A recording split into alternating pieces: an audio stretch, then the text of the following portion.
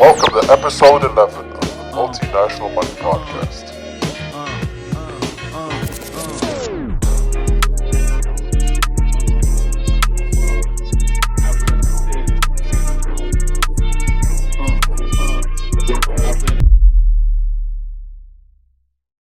Welcome to the Multinational Money Podcast. I'm Johnny, your host, and if you're interested in financial freedom, expat life, and making the most of global opportunities, then this is your podcast. Today I'm joined by Karl Pierre, an American entrepreneur and real estate investor who has a range of interests, business activities. And so we're going to talk about his journey through business, his journey into property investing, as well as look at the different places around the world that he operates from, that he visits from time to time, and that he sees as possibly interesting places to live or to invest in. So I hope you enjoy the episode, guys.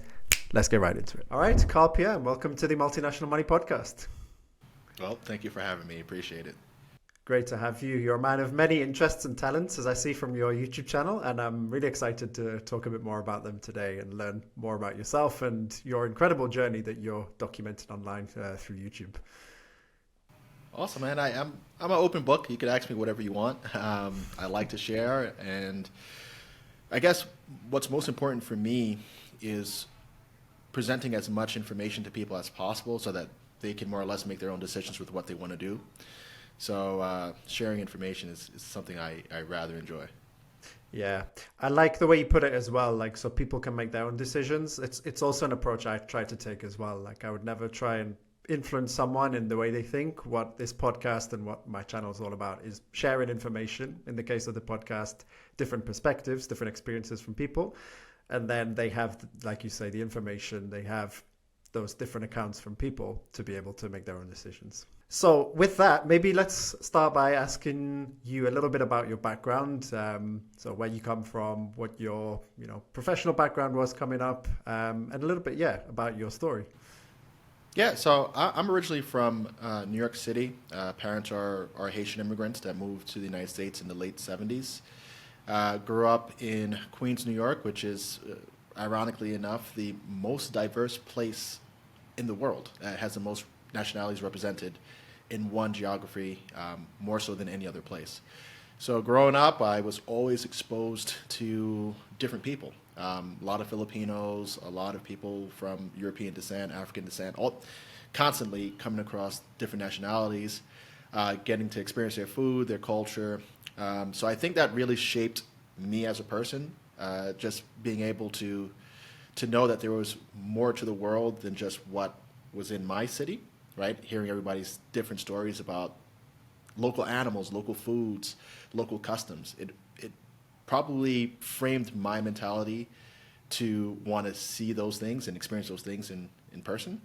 And that might have led to my own kind of journey in discovering the world as I have been doing in my adult life. But from a professional standpoint, I went to college and I studied health technology and management, concentrating in radiological studies. So I graduated college as a X-ray technologist, CT technologist, and MRI technologist.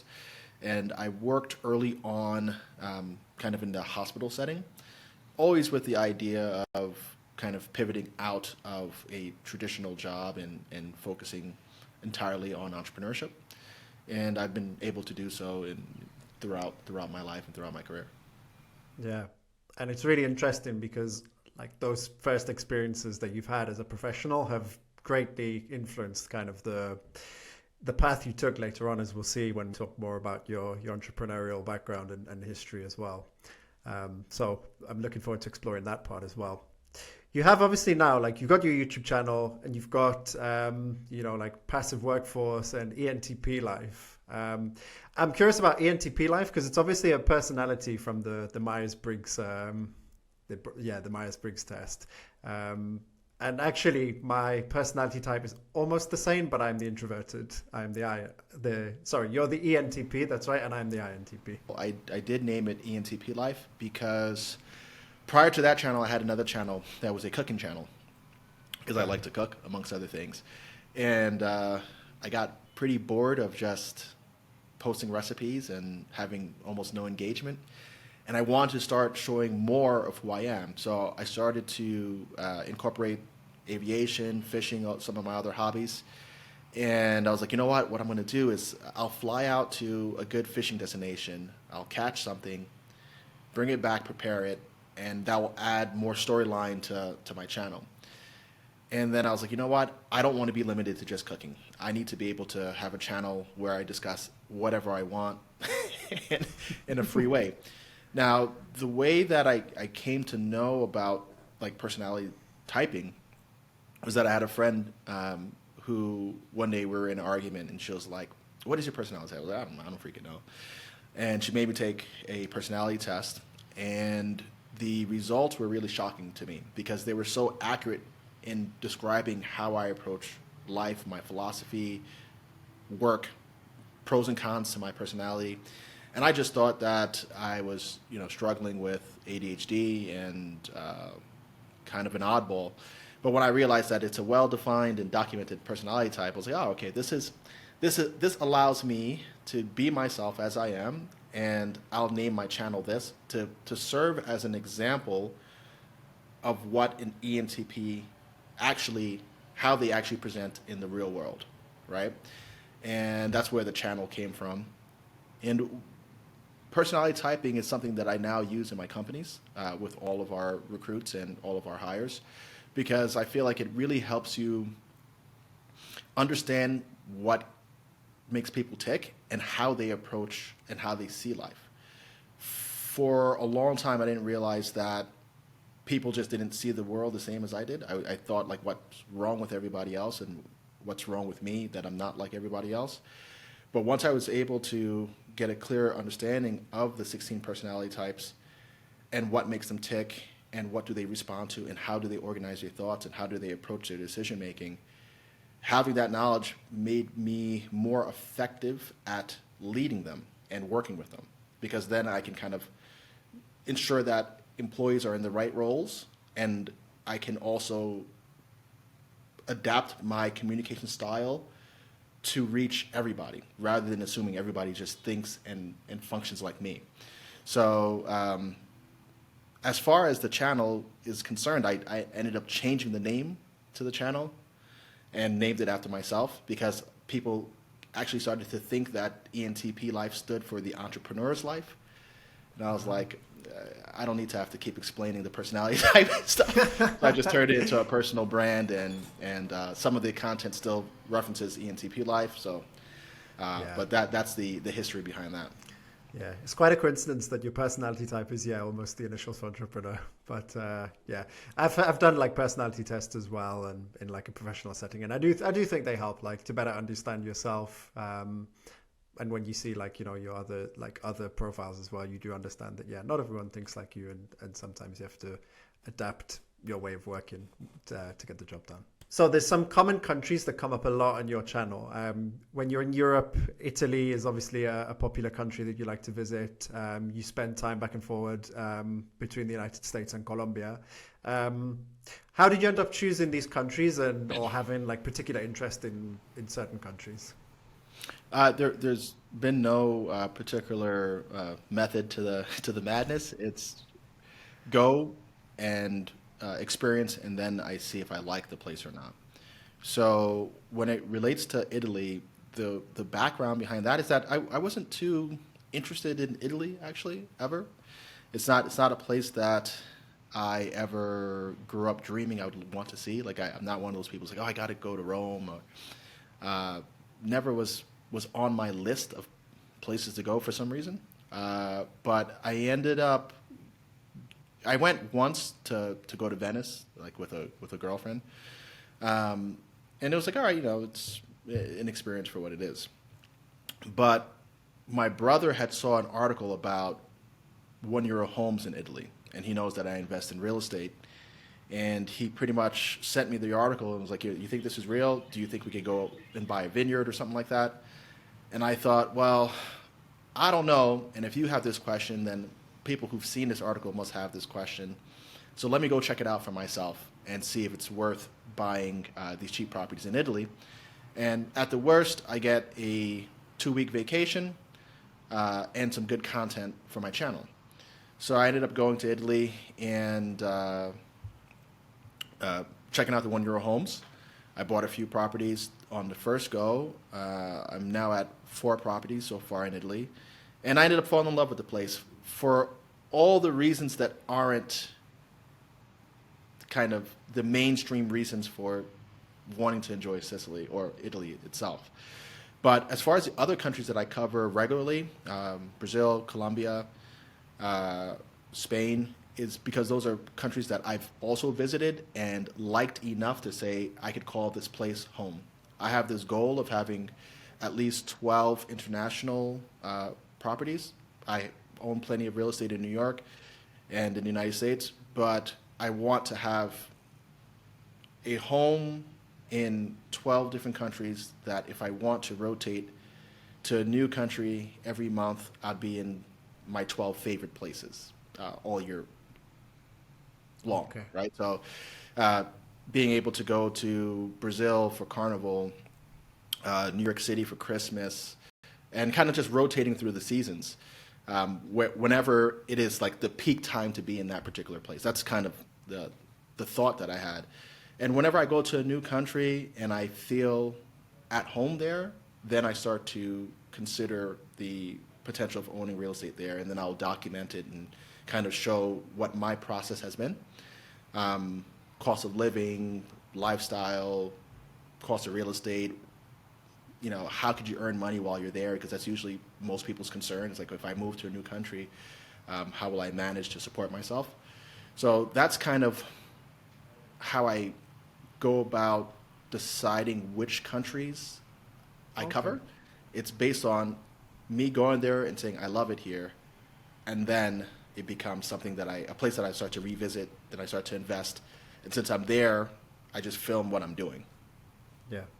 I think that's probably a lot of people's approach as well. Maybe just not with so many countries. They maybe find like 1 or 2 that they really like, and then they kind of focus on that. But you've gone for like a truly globally diversified approach. And when you were saying about rotating through the seasons as well, I had a guest on a couple of episodes ago. She has taken like a similar approach, rotating between like the UK, like Dubai and South Africa as well, because she sees different things that she likes in different places. And I'm sure probably the same for you. Like, you think, the United States is maybe better for something, Colombia, you like it for something else, Italy for another thing. And yeah, you kind of, you build your own international life. And because you mentioned Spain, and because I'm living in Spain, of course, I have to ask you kind of your overall take on Spain. What made you think that it was a place that you could consider living in? What do you like about Spain the most? Well, for me, I think there's a few things going on there, right? Like, a lot of the Latin American countries are Spanish colonies, and I like the culture in Latin American countries. And I figured that quite a bit of that cultural influence must come from the source, right? From Spain itself. So that's where I first started getting interested in Spain. It's like, well, if they had all these territories and they all have this commonality where people value family, value a sense of community, food, good times, etc. I was like, if I go to the source, it's gonna be this times 10 or something, right? That was my thinking. So the first time that I visited Spain, I went to Madrid in Ibiza, and obviously Ibiza is very different than mainland Spain, but going to Madrid, it was just having. It felt like being in a Latin American city that was well developed, organized, and just like the historic centers of those Latin American cities, just at scale. And I found that to be really fascinating. And I was like, what, I could actually live here, because I've already considered living in Colombia, and I was like, infrastructure is better, improved safety. There was just a lot of different factors there. My wife is from Venezuela, and her sister ended up moving to Spain a few years ago.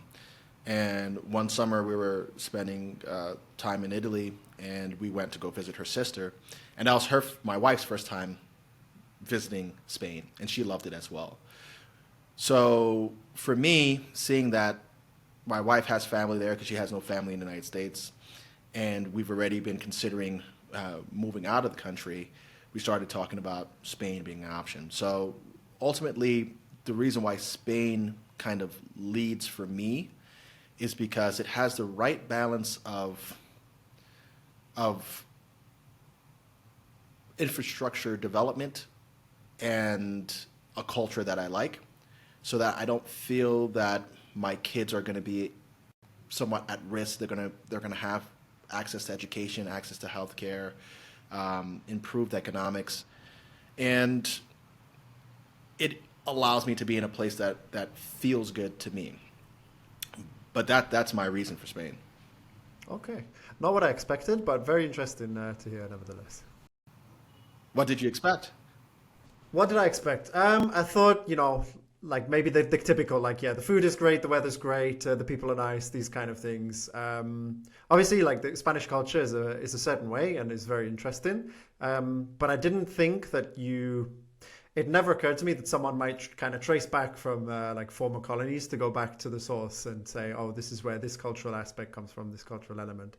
And obviously this is like hundreds of years ago. So, cultures have evolved and moved on, but it's very interesting nevertheless. And I think there are nevertheless quite a lot of commonalities between, modern day Spanish culture and, culture in a lot of Latin American countries today. So that was really interesting. Yeah, the food is great. The cost of living is good. Those are like automatic givens. I'm not going to go somewhere where the food is miserable and the weather sucks. Not coming to the UK. Going to Iceland. So that's the way I see it. It's just not going to happen for me. I prefer more temperate weather, more tropical weather, temperate to tropical. So for me, I'm leaning towards settling in Valencia. It's coastal. The weather is good. It's not the big city. And I kind of like secondary cities. Like my family currently lives in Fort Lauderdale. And when we moved down to Florida, I was like, I don't want to be in Miami. I'd rather be in Tampa or Fort Lauderdale because they're it's not as dense. And I don't know, I always feel like secondary cities tend to be a little more representative of what the average is within a country. Like right now I'm in Medellin, Colombia. I maintain an office here and I have staff here, and I prefer Medellin versus Bogota, right? And so it's the secondary. It just tends to be what I gravitate towards. Yeah, I think I'm on my way. I think I'm heading in the same direction with my preference. I used to be like love the big cities, be in the big cities. Now I'm in Madrid, but not central Madrid. I'm on like the outside. Like I'm quite happy in the suburbs, like away from the chaos of the center, but still being close enough, like. You're just getting old, man. That's what happens. I know, I know, man. Yeah, at the time of recording this, I'm like 30 in 2 weeks. So yeah, it's coming around to yeah. There are many viewers of my channel who are looking for the way to make their dream of moving to and living in Spain a reality. And two of the most common questions I get asked in the comments are, Johnny, how can I move to Spain and which visa do I need? My friends at Bureaucracy are an expert team with specialist knowledge on immigration procedures and different visa options when it comes to moving to Spain. And they'll be more than happy to help you with your visa application. Whether you're looking to come to Spain on a non-lucrative visa, whether that's as a retiree or whether you're just taking some time off and want to enjoy the country, whether you're a digital nomad coming from outside of the European Union and you think Spain is the right place for you, or maybe you're trying to take advantage of the golden visa option whilst it's still available. Bureaucracy can make your life easier by telling you what documents you need, helping you to translate those documents, bring everything together, and they'll also give you a visual dashboard in your client area where you can see how your application is progressing along. So if you need support with your Spanish visa application, then head over to bureaucracy.es/millennials with money all together. You'll get a free initial consultation with the team. And then if you decide to go ahead with the process, you'll get 10% off the cost thanks to you being a follower of this podcast. That's bureaucracy.es/millennials with money all together. You can find the link in the video description on YouTube and in the show notes on the podcasting platforms. Now let's get back to the episode. So let's move on to talk a little bit about your entrepreneurship journey, your business ventures, because you've obviously had a lot of different businesses. You're more of a business. Okay, yeah, maybe we'll start with that question, because are you more of a business owner or a business operator? Because I know you've purchased and like owned businesses, but do you prefer being like the owner or do you prefer like running businesses?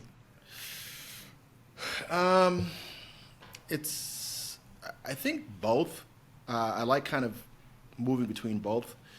Operating, I wouldn't say is my strong point. I tend to do best kind of in cleanup situations.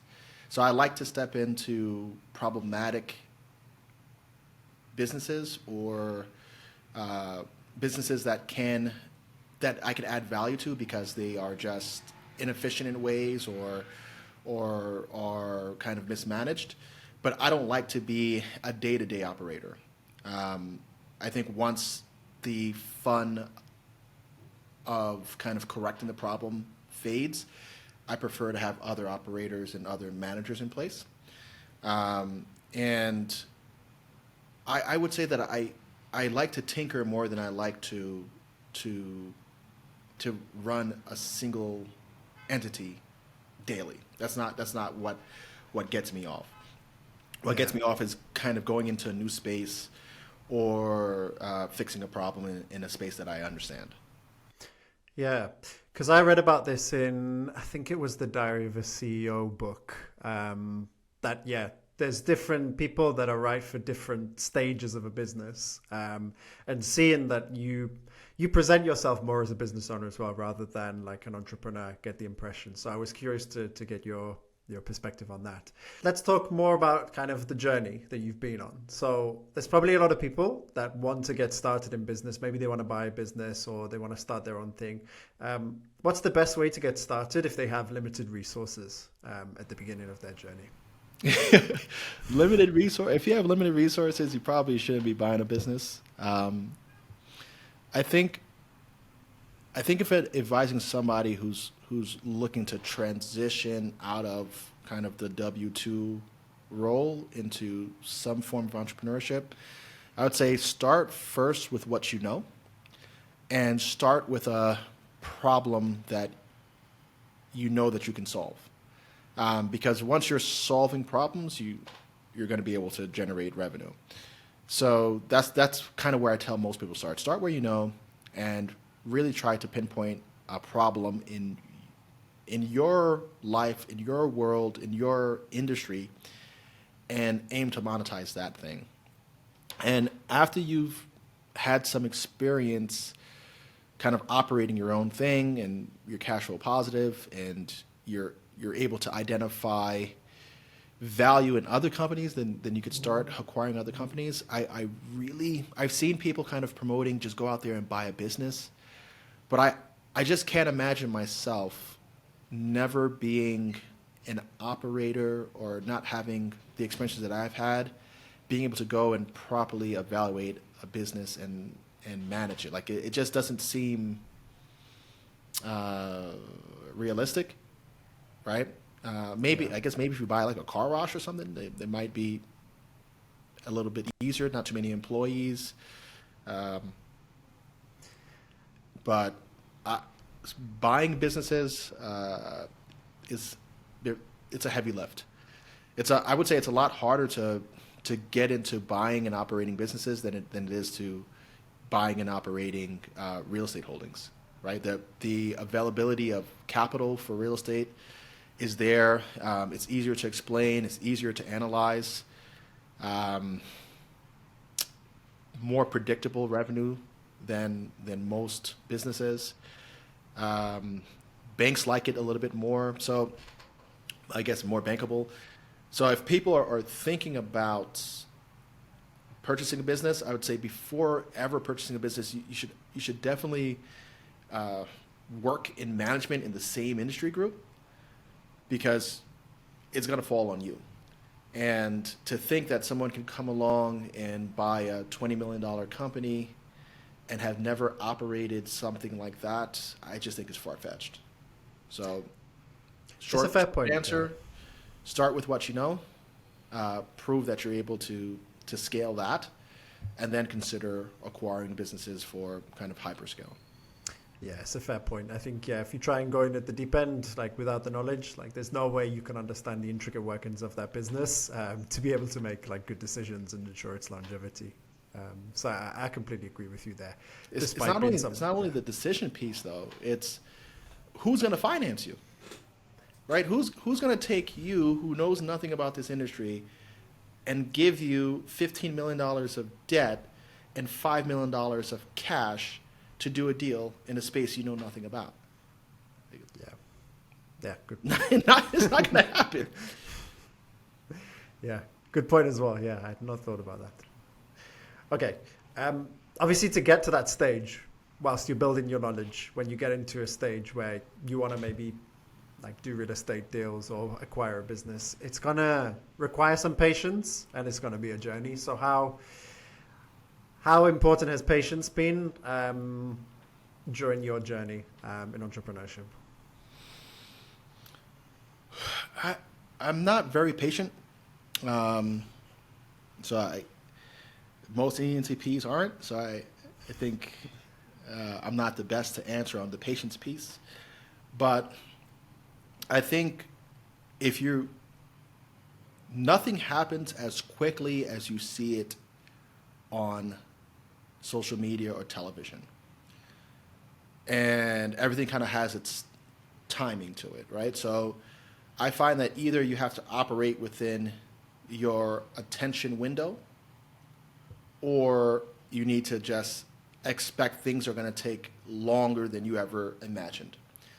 And as you're going through any of those processes, there's steps along the way. So it's just a matter of clearing each step or each stage that you have to clear. There's no shortcut to it. So once you understand that part, I think you just understand that things just don't move as quickly as you'd like them, and you just have to deal with it. But the people who are like trying to get rich quick, it really doesn't happen. And there's so many things that come along the way to getting rich or making a lot of money that you have to experience, right? Like, you have to experience changes in economic cycles. You have to experience losing a major account. You have to experience how to land new business. You have to experience fraud and other kind of setbacks out of your control in order to actually get there. So usually what happens is that the media and social media celebrate success, right? And that's just like the tip of the iceberg. Nobody sees how much like went into anything before it reaches that level that the public starts to acknowledge success. So we get kind of duped into thinking like the success happened at the same time that I discovered this person or within my discovery cycle. And that's not the case, because there's usually decades behind that person making, strides to finally get there. And, it's easy to explain, well, this is what I did and how I made my money. And it's easy to follow that storyline. And it kind of deceives you into thinking that, okay, because I understand it, then I can execute it in a shorter time period. Maybe slightly, but 20% savings in times, maybe something along those lines. But there's still things that you have to go through.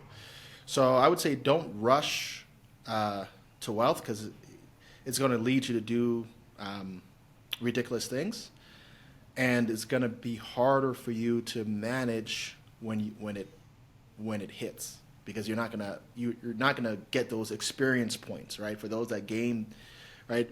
You have to build experience points to fight the boss, right? Because that boss has already had the experience points, right?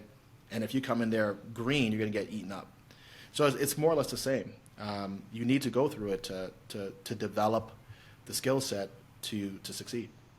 Yeah, I think the past 3 minutes that you just spoke there is a fantastic reality check for any entrepreneur that's thinking about doing this and is maybe like blinded by or it's got stars in their eyes because they think it's like the way to live the happy life. But yeah, that's great. And it's not exciting. I like in my company, we build entrepreneurs, and the way that we build them is it's any employee that actually kind of aligns themselves with the business and expresses interest in earning more money and is willing to align themselves with where more capital can be generated, we will empower them to go down that road. And what almost always happens is that those that kind of move into those entrepreneurial roles, whether we set up a new division or we actually set up a complete new company, is they don't realize how much work I've been putting in the entire time while they were even an employee in the company, right? They start to understand that what it's like to lose an employee, right? That a good employee that you've put time into, you've trained, and they move on for another job or because it's a closer commute or whatever the case may be. They don't know what it's like to kind of hunt down your payers or your vendors that are behind on payments, and you need to make payroll. That you're thinking about your business in the shower, on the toilet, at the gym, in your sleep. You're dreaming about it. Like it's really taxing, and people just see like the fruits of the labor, right? They see maybe, okay, you're traveling a lot, you have nicer things or whatever, and that's what they want. But they don't realize that even when you're traveling, the state shows up to conduct a survey at one of your businesses, and you might have to fly back mid-vacation. Lawsuit gets served mid-vacation. all these things happen, and it's like, it's far more work than any job you'll ever have. And in the earliest days, you're most likely spending money to be in business. You're working a job to fund the business idea, and everybody thinks you're an idiot. So those are the points that people miss. And once they get into entrepreneurship and it doesn't move as quickly as they expect, then they think it's somehow a charade, or people get lucky, or you were born into it. They have all these kind of rationales for themselves, but it's far harder than is ever presented. Yeah, 100%. 100%. And then last question in this kind of section. You said you have a wife. I believe you have children as well. How do you manage being an entrepreneur and balancing it with family life? You don't really. I could walk you through my day, and I could tell you what happened. So every day I'm up at around 4:45, 5:15, that window. I get up, I work out, I go to the gym. We work out, me and my wife together, usually. Get back home by about 6:30. Start, like we have help at home, so the nanny helps out, and we all are getting the kids ready for school and that sort of thing. By about 7:30, I'm out the door with my oldest daughter to drop her off at school, and then straight to my office. I'll be in my office from about 8 a.m. to 7 p.m., Monday through Friday. I get home. I'm the one that cooks dinner somehow, but I cook dinner, and because I like to do it. But I cook dinner and get the kids ready, put them to sleep. I'm in bed by 9 o'clock. That's Monday through Friday. Saturday is the same, except the kids don't go to school. I wake up, I get some work done because the gym doesn't open until 7. I hit the gym, straight to the office, and I'll probably do like a 9 to 4 sort of day on Saturdays. And then some Sundays, I'll do the same. So I spend like an hour and a half a day with my family. And some Sundays, we spend some family time together. And that's it. And I often feel like I'm not giving enough. And I know that I'm supplementing in what I provide, but sometimes I feel that I'm not present enough. When I do travel, it's either me for business or, we take trips. We try to do something once a month, even if it's just a weekend. So that one weekend we're, doing something that the kids would like, a water park, a beach, whatever. They're pretty simple to please at this age. And me and my wife work together, so we overlap, right, in work, right? So it's not that I only see her for an hour and a half a day too, but we spend a lot of time working together. She just leaves earlier than me to attend to family matters, and she stays home with the kids on the weekends because she values spending time with them.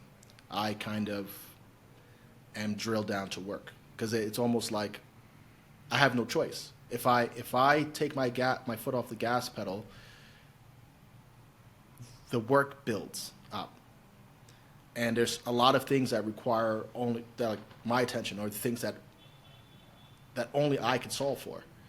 So there's no way that I could just. I haven't reached a point yet where I am 100% passive in my revenue stream, and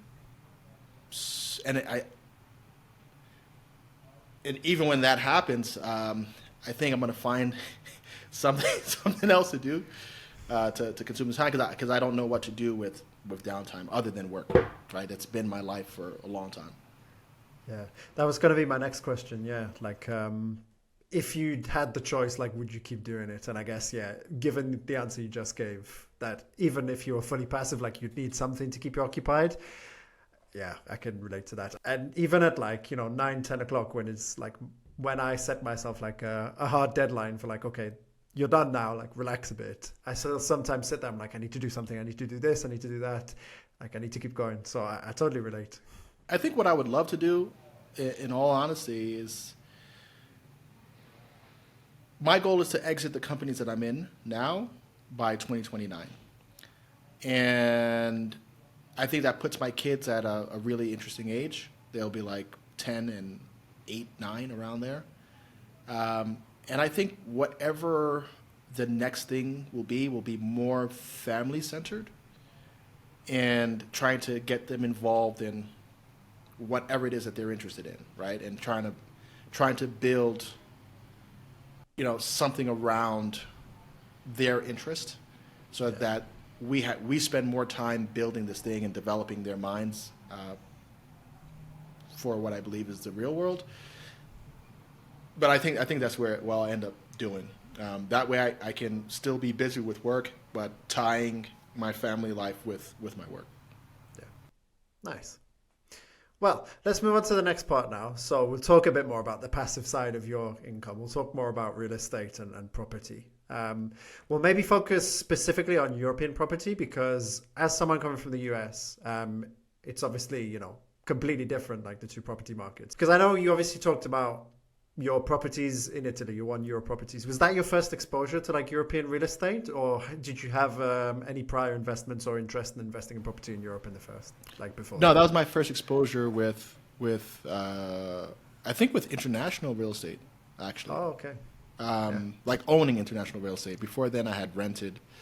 I had a rent-to-rent Airbnb in Medellin, Colombia, and offices here, but. Yeah. That was the first real estate owned abroad. Okay, yeah. And remind me, these 1 euro properties, it was relatively recent. Was it 2021, 2022 that they were put out there? 2020. They started, at least I came to know about it in October of 2019. And then I bought my first properties in February of 2020. Okay, yeah, because I first heard about them, I think it was maybe 2-3 years ago, but okay, so they had been advertised and out there for a while before. Do you want to tell everyone the story? Because I'm familiar with it myself, but do you want to tell everyone the story about how these properties were available for 1 euro? Yeah, so it's quite simple. There's plenty of small towns in Italy. Like, you have to really understand Italy in general, right? Italy is a young country, right? It's founded in 1861, and kind of fragmented prior to that. And its industry never really took off, I would say. So oftentimes, Italians are known for emigrating out of the country because of bureaucracy or low employment opportunities or other economic issues. And the smaller towns outside of the main cities, like aside from the main cities, everything else is small towns. And a lot of those small towns didn't keep up with the Industrial Revolution. There's no real job activity. So these towns lose their population to the big cities, and then especially after the immersion of the Eurozone, it made it a lot easier for Italians to migrate to other countries in Europe with better economies, like Germany, and when the UK was an open zone as well. A lot of them left and took jobs where jobs were available. Prior to that, there was, obviously huge emigration to Argentina, Brazil, United States. So they have this history of leaving things. So a lot of these towns have lost their population, and they're also not replenishing. They're not reproducing as they need to maintain population density. So a lot of these towns have these homes that were once owned by families that are vacant. And in an effort to revitalize the towns, they started to market them for €1, just to get attention and get people to come in and maybe breathe life into these towns. Now, each time somebody buys one of these homes, a lot of the towns have like a kind of like a soft to hard policy that the €1 homes need to be redeveloped within 3 years. And what they do is they kind of like almost forgive any outstanding debts or violations to the family that's choosing to sell the €1 homes, because these are not government-owned properties. These are properties that the government is helping to facilitate the sale so that the citizens that own these properties can actually pass it off to somebody who's going to take care of it. And their goal is to, get people to first revitalize the properties so they're not falling into disrepair and being an eyesore in the town. And secondary to that, it's creating employment opportunities for people who are doing construction. So the local tradesmen get to work a bit, and it brings dollars into the town. And hopefully some of these people who buy these €1 homes, whether they're from big cities in Italy or abroad, decide to make these communities their home and bring new business there. So what you're finding is exactly that. A lot of the foreigners who are coming, some of them retirees, etc., they come, they build their home, first as a vacation home, and then they start thinking, well, I could live here. And they might open a new coffee shop, or they might start a bed and breakfast business, or they might start a local tourism business. They'll do something. I know people who started art galleries, etc. So they create new opportunities. But I think what's lacking is true industries, like companies that are producing dozens to hundreds of jobs, instead of like these one-off sort of small businesses that might only employ 5 people. They really have a jobs problem there. And I think if people come to these towns and develop tech companies, develop manufacturing companies, then the youth might stay, right? Because the cost of living is pretty great in these small towns. So you could retain the youth. Like, wages in Spain are pretty awful when you look at it compared to the UK or the United States. And if the youth want to work and they want to feel compensated, and if they were able to work in smaller towns where they could get a little bit more, they would, right? And a lot of these smaller towns are, within commuting distance to major cities or bigger cities. So if you could start to shift some of the younger generation into these small towns, you could rejuvenate them. But the history behind the €1 homes is exactly that: population decline, and trying to do anything that they can to get people to do something with this real estate, with the hopes of regenerating populations. Yeah, I thought it was a really interesting initiative when I read about it and I first saw it. So it was, and I was really curious to hear your perspective on your experience with it as well. So nice. So I'm moving abroad soon. I'm looking for a place to live, but it's very difficult because I'm a foreigner. I don't understand the local language, and there's a whole load of paperwork and local requirements that I have to fulfill. What can I do to find a place to live? Enter Uniplaces, the largest global platform for furnished rentals. On Uniplaces, you can find adverts from landlords who are advertising rooms and full apartments across Europe, the Americas, and Oceania, and not have to worry about the bureaucracy, guarantors, and all the paperwork that comes with doing processes locally. By booking through Uniplaces as well, you can also get a certificate of prepaid accommodation if that's required for your visa application. Once you make a booking request on the site, you can expect a response within 48 hours from the landlord, and once it's approved, the place is yours. And it doesn't end there, because UniPlace's multilingual support team will stay with you right up until you move in, even making sure that the move in was smooth and that the place fits the description that was on the website. Book now with the code UAMillennials25 and receive a 25% discount off UniPlace's service fee. That's U for uniform, A for alpha, Millennials with 2 L's and 2 N's, 25. You can find the code as well in the video description on YouTube and in the show notes on the podcast platforms. And now, back to the episode. Let's talk more now about kind of the market in general, because I know a couple of Americans and I know who have like investments in property, and I'm quite familiar with the property market here in Spain as someone who's had my own house. Haven't really got property, well, don't have property in the UK, but I know a little bit about the market. But you know, we see like videos on social media, on YouTube, where people are saying like, yeah, you can put like 3% down on a house in the US, and then in like 3 years, you got like 10 homes, and making up a ridiculous number. But it's just not the case in Europe with when it comes to like, you know, access to credit and the housing market and regulation. So what are some of the main differences you've seen when you've invested in property in Europe versus in the United States? Yeah, the United States is an absolute monster when it comes to real estate investing. The loan programs that are available to you, the efficiency in our real estate market.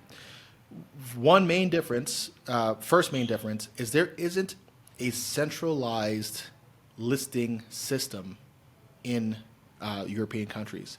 So in the United States, they have something called the MLS. And the MLS, I think, stands for the Multiple Listing Service. And essentially, almost all brokerages are members of this MLS system. And what it states is that any broker can list their properties to the MLS. And what that does is that instead of having these localized listings where only the local players are showing properties, any participating MLS agent and broker can represent a property that is on the MLS. So the originating broker who actually got the listing can post it, anybody else could sell it, and there's a commission split. And what that has done has really it's really brought liquidity to the market, and it incentivizes people to capture listings and also people to sell, because there is that commission trade-off. But another thing that it's done is, since all of these listings are on a centralized system, it allows for all of the aggregate softwares to pull data and present real estate in different ways, right? So combinations of the MLS information plus municipality information, so you can research everything, all the data that you need, the existing data, the tax history, the ownership history, everything that you need to make kind of informed decisions. From what I've seen, Europe is totally missing that, and the European countries. Second to that is the lending parameters and the availability of debt for real estate, far different. I can buy a house in the United States that's dilapidated with 10% down. So let's just say it's a $200,000 house, it's $20,000 cash requirement, and I could get 100% of the reparations or the repair cost financed, and I could get funding for that deal in maybe 17 days, right, from beginning to end. Buy a dilapidated home, renovate it with borrowed money, and have that back on the market in 12 weeks. That's crazy. And if I wanted to keep the property, there's another lender I could go to, and within 30 days, refinance that property to about what was invested in the first place. So let's just say that I put down $20,000, bought a property for $200,000 that after repairs is worth $400,000. Spend $100,000 borrowed to repair the home. Its new market price is $400,000, $300,000 in debt, right, or $280,000 in debt. I could restructure that at 70% loan to value, or sometimes 80% loan to value. And if it's 80% loan to value, I'm able to restructure that at $320,000. So I could walk away with my original 20 grand and maybe about $10,000 to $15,000 more after fees, and still own that property with 20% equity in it.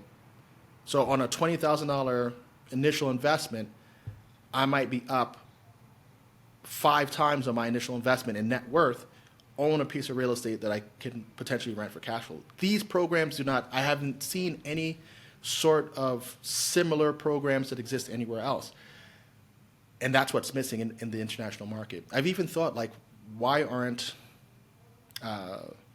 kind of lenders creating these products in other countries? Because if they did, they would be adding some liquidity to those markets, and it would be really interesting for the locals and anybody else who wants to participate. Another thing that is kind of crummy about the real estate market in Europe is that there tends to be like flipping taxes, or they discourage being landlords. Like, so you get taxed progressively on the number of properties that you own. If you flip properties, you get taxed pretty aggressively, or you're flat out restricted. Landing conditions are bad. It's not conducive to building wealth through real estate investing by comparison. That's why the majority of where I invest is mostly in the United States. The stuff overseas is because of personal interest, not really as money makers. Yeah. Okay. Yeah, I think I agree with pretty much everything you said as well. Like, in terms of the differences, I think particularly when it comes to like access to credit, obviously like 2008 had a big impact in Europe, the financial crisis. And I think like a lot of the European banks have like very tight legislation and tight risk management as opposed to what they can and can't lend. Like, it's so ridiculous to the point where like I was going to get a mortgage for this property that I purchased. And one lender, like, you know, I was like, my profile was fine and everything. They saw the property and they were like, oh, this property doesn't have an elevator. Like, we can't give you the loan. So it was like, I was like, what? For not having an elevator? Even like the agent in Spain, like, who was helping me, like, she couldn't believe it as well. Like, it was that crazy. So. Yeah, no, it's stupid stuff, man. And look, the bank it's just dumb because the brokers would have generated fees. The brokers on the debt would have generated fees, long-term revenue for the banks. It's just, I don't know, man. That's my biggest problem with Europe. It seems like they don't have a good handle on capitalism, and they've almost gutted true capitalism from their systems, and it's their people that are paying the price, right? The younger generation is paying the price, and I think it's going to turn ugly for them, right? Because when you have a large youth population that's underemployed, that's like the catalyst for all major revolutions, right? So you need to create conditions that allow people to reap the benefits of their efforts, or allow them to at least pursue their dreams. And I feel like Europe doesn't do a good job at that. So in my opinion, if you're relocating, make sure you're able to generate your money outside of Europe. And then you'll really enjoy your life there, right? Because for me, I generate my money from the States. Life is pretty good when I'm overseas. But if I were to try to apply the same sort of strategies, man, it's like here in Colombia, interest rates on mortgages is like 17 to 22%. Wow. Yeah. What do you do with that? Yeah. God. Right? And then if somebody's getting paid $1,000 a month, how are they going to purchase a $160,000 condominium in the city center? How many years are they going to have to save? It just doesn't help the situation, right? I haven't bought real estate here in Medellin, Colombia for that reason. The numbers just don't make any sense. Yeah. Well, yeah, it's obviously a very difficult discussion what we just had, and I think there's a lot of cultural and perhaps governmental aspects that play into that as well. But yeah, there's people that do like make it work, but probably nowhere near the extent it's not going to be a quick wealth builder. Like you're not going to build it the same way as you would be able to in the States, for example, I think in Europe. So yeah, two very different markets. So we talked about obviously Italy. You've looked at Spain a little bit. What do you think are some of the most interesting locations to buy property in Europe, and what are some of the important considerations someone should have? Yeah, I really don't know what are the most interesting places. If I were buying more property in Europe, um, I would certainly buy where they're in and around tourist attractions, just because you're going to be able to generate above average revenue in those areas. So near beaches, near tourist towns, in tourist towns is kind of what I would concentrate on. Even though it's going to be seasonal, you're still going to be able to generate good income.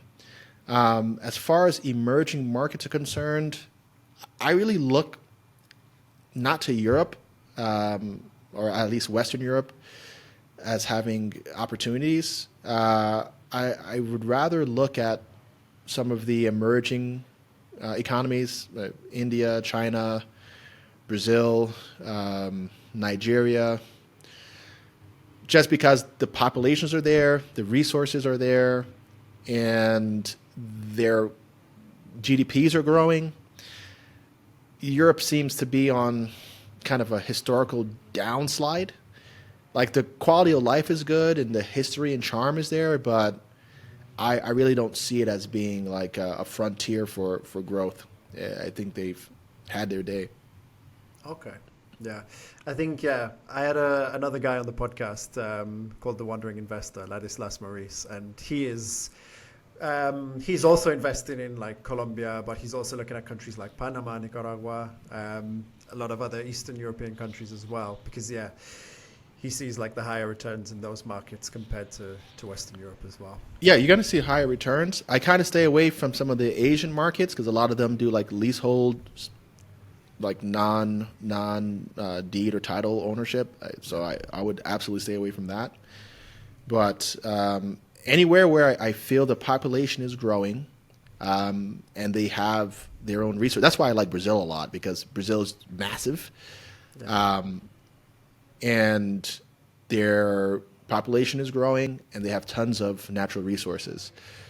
If I was going to compare it to Nicaragua, for example, it's a smaller country, kind of more going to need to depend on more imports, especially when they try to industrialize.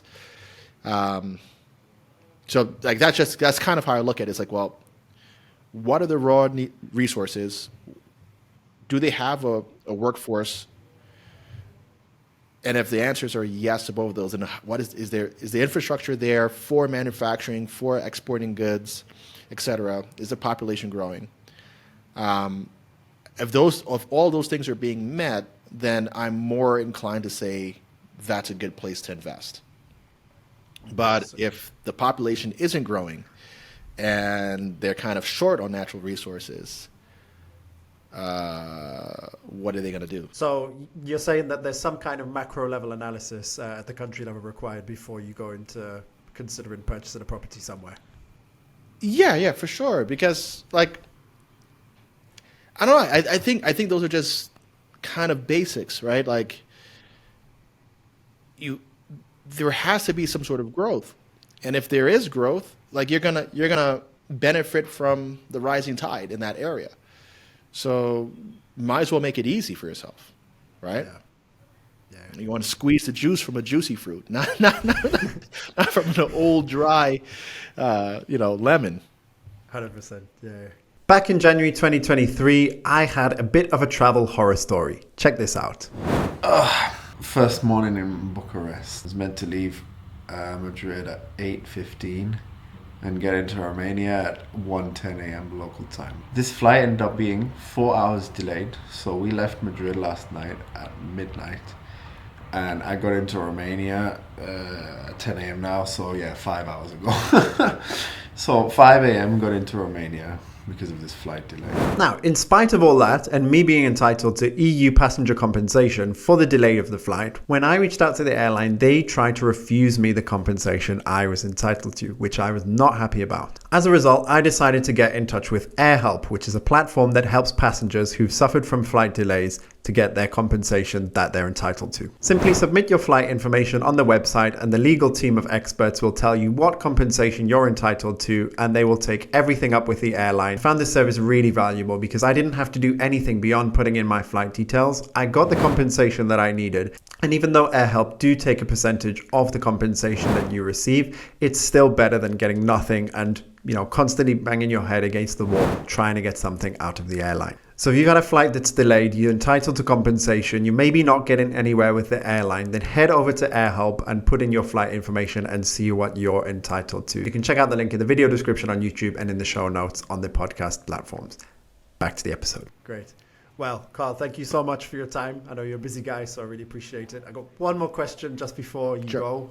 It's always a fun question that I like to end on with my guests. And as a fellow low-key AvGeek will say, I had to ask you about your enthusiasm for aviation and your, because you posted videos on your YouTube channel. You own a plane and you fly a plane. Tell us a little bit about it. I sold my plane. Oh, no. But yeah. I sold it. I sold it back in the fall. I love aviation. I love to fly. I feel like for someone who likes to travel and who likes freedom and doesn't really like rules, aviation's a great place. Aviation in the United States is obviously the best in the world just because of the amount of support, the number of airports, the number of just resources available to you for aviation. Owning an airplane can be difficult just because the upkeep on an aircraft is expensive. And it obviously is in your best interest to maintain your aircraft so it doesn't fall out the sky. But I would say that learning how to fly and having that experience, I think, is golden, right? If you have the opportunity and you have the resources to do it, you should. And owning an airplane is, I guess, no different than owning a car, except, you're able to traverse way more ground in shorter times. You're not really dealing too much with traffic. And you're able to just get a completely different viewpoint of the world, right? From, a couple thousand feet in the air. I think that if they could make aviation more affordable, it would be far more attractive to people. On average, you're going to be spending about $200 an hour for a single engine sort of typical plane, which can, get quite expensive. Yeah. That's for fuel, aircraft rental, etc. If you own an aircraft, you're probably looking at around maybe $80 to $100 an hour in operating cost, maybe $150 for a typical general aviation aircraft, like a Cessna 180 or 172, 172 or 182. But I would say, what do I have to say about aviation? If you're in the United States, it's a great thing. I don't know what the aviation community is like in Spain. It's something I've talked to my wife about. It's like, well, if I get another aircraft, what is it going to be like to bring my aircraft over there? It would be great to explore Europe with that aircraft. But the thing that made me sell my plane was the maintenance cost relative to the amount of time that I was spending flying. In the past 3 years, I was spending 12 to 15 hours a year flying just because I've been overwhelmed with work. And it just stopped making sense to own. So whenever I get another aircraft, I need to have more availability so I can fly more frequently. At least 100 hours to 200 hours a year. And that equates to about 2 hours a week, right? So I wasn't even flying 2 hours a week. Because when you own a plane and it's all right, I want to fly. You typically want to go somewhere, right? And if you're going somewhere, it's going to be maybe 2 to 3 hours, right? Any meaningful distance. And then 2 to 3 hours back, right? So you go away for a weekend, you take the family away, great. But that's going to cost you about $600 each way, plus your stay and everything else. So you're like, all right, maybe I'm not going to do that this weekend. So then you end up flying around in circles, you practice your landings, and then you get kind of bored of that routine. So it's like you have to be able to make time for it in your life, or you just lose your skills and your airplane kind of just gets beat up by the sun. And so I would say anybody who is interested, certainly get your license. And if you're going to buy an aircraft, buy one when you know that you're going to be flying 100 hours or more per year. Because prior to moving down to Florida, I was actually flying more frequently in New York, and it made more sense at that time. But after moving and like traveling more and working more, yeah, I just lost my ability to fly as frequently as I'd like. Yeah, fair enough. It's definitely on my bucket list for experiences in life. And even if I can't afford a plane, I'm sure I'll have a go at building a simulator. So. Have you flown before? No. I mean, obviously, like as a passenger, but never like, like as a pilot or anything. So like that. what you could do is this is good advice for anybody who's even curious. You could do what's called a discovery flight. A discovery flight, typically at most aviation schools or flight clubs, a discovery flight is you go up with an instructor, and it's hour number 1 of flight instruction. And you fly from day 1. You take off, you make a few turns, you get to see what actually flying an aircraft feels like, and you get to log your first hour of flight instruction. That lets you know whether or not it's for you, and you get a sense of what the lessons will feel like, what it would be like. Most people take about 70 to 80 hours of flight instruction to be able to get their private pilot's license, so it's not that intense. But go up for a discovery flight, it's going to cost you $200, $250. And once you get bit by that bug, you start really looking at ways to get your license. All right. I'll definitely keep that in mind. Karl, amazing conversation. Thank you so much for your time. No, thank you, man. Appreciate it. So I hope you enjoyed that episode, guys. Found it interesting and inspiring. Remember, if you'd like to support the podcast and the work that Millennials with Money does, then you can do so by becoming a channel member on YouTube or by signing up on Patreon. And in return, as a thank you for your support, you'll get access to some exclusive benefits such as behind the scenes videos, day in the life videos. You'll get to listen to these podcast episodes without adverts as well. So next time, I'll see you on the next one, and let's get this money.